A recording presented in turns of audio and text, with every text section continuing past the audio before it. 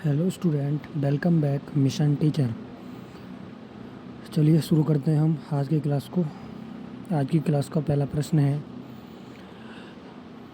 शिक्षण को प्रथम व्यावसायिक प्रक्रिया किसने माना है? आपके ऑप्शन है ए ग्लेसर ने, बी गेने ने, सी जॉन डयूबी ने, डी डेवीज ने। तो इसका सही आंसर होगा डी डेवीज ने। चलिए देखते हैं अगला प्रश्न। अगला प्रश्न है हमारा, व्यावसायिक विकास के प्रमुख साधन हैं। आपके ऑप्शन है ए आत्मनिरीक्षण, बी आत्मविश्वास, सी आत्मनिर्देशन, डी इनमें से सभी। तो इसका सही आंसर होगा डी इनमें से सभी। चलिए देखते हैं अगला प्रश्न। अगला प्रश्न है हमारा, व्यावसायिक मानकों को प्रभावित करने वाले कारक हैं। आपके ऑप्शन है ए वेतनमान, बी प्रोत्साहन, सी व्यावसायिक सुरक्षा, डी इनमें से सभी। तो इसका सही आंसर होगा डी इनमें से सभी। चलिए देखते हैं अगला प्रश्न। अगला प्रश्न है हमारा, व्यावसायिकता के पक्ष हैं। आपके ऑप्शन है ए क्रियात्मक, बी भावात्मक, सी ज्ञानात्मक और डी इनमें से सभी। तो इसका सही आंसर होगा डी इनमें से सभी। तो चलिए अगला प्रश्न देखते हैं, विकासात्मक सिद्धांत के प्रणेता हैं। आपके ऑप्शन है ए ब्रूनर, बी वॉटसन, सी पेवलोव और डी पियाजे। तो इसका सही आंसर होगा डी पियाजे। चलिए अगले प्रश्न को देखते हैं अब हम। हमारा अगला प्रश्न है, चिंतन की सामग्री है। आपके ऑप्शन है ए प्रतिमा, बी संप्रत्यय, बी और सी पदार्थ, डी इनमें से सभी। तो इसका सही आंसर होगा डी इनमें से सभी। देखते हैं अगला प्रश्न।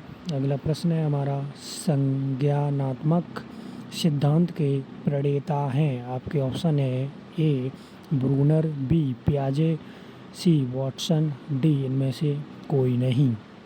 तो इसका सही आंसर होगा ए ब्रूनर। चलिए देखते हैं अगला प्रश्न। अगला प्रश्न है हमारा, वाचन की मुख्य विधियां हैं। आपके ऑप्शन है ए देखो और कहो विधि, बी अनुकरण विधि, सी अक्षर बोध विधि, डी इनमें से सभी। तो इसका सही आंसर होगा डी इनमें से सभी। चलिए देखते हैं अगला प्रश्न। अगला प्रश्न है हमारा, जॉन डयूबी ने शिक्षा का मुख्य उद्देश्य किसे माना है? आपके ऑप्शन है ए सामाजिक दक्षता को, बी व्यक्तिक दक्षता को और सी ए और बी दोनों, डी इनमें से कोई नहीं। तो इसका सही आंसर होगा ए सामाजिक दक्षता को। चलिए देखते हैं अगला प्रश्न।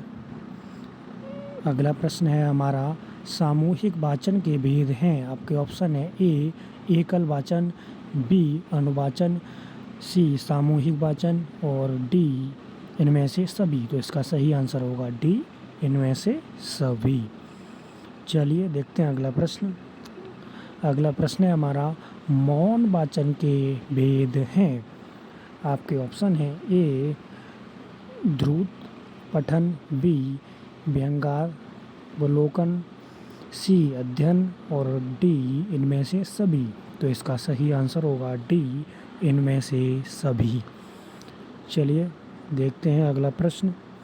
अगला प्रश्न है हमारा, लिखित अभिव्यक्ति के माध्यम हैं। आपके ऑप्शन है ए उपन्यास लेखन, बी पत्र लेखन, सी निबंध लेखन, डी इनमें से सभी। तो इसका सही आंसर होगा डी इनमें से सभी। चलिए देखते हैं अगला प्रश्न। अगला प्रश्न है हमारा, चिंतन का अभिप्राय है। आपके ऑप्शन है ए विचार करने की कला, बी अभ्यास की भूमिका, सी प्रस्तुतिकरण और डी इनमें से कोई नहीं। तो इसका सही आंसर होगा ए, विचार करने की कला।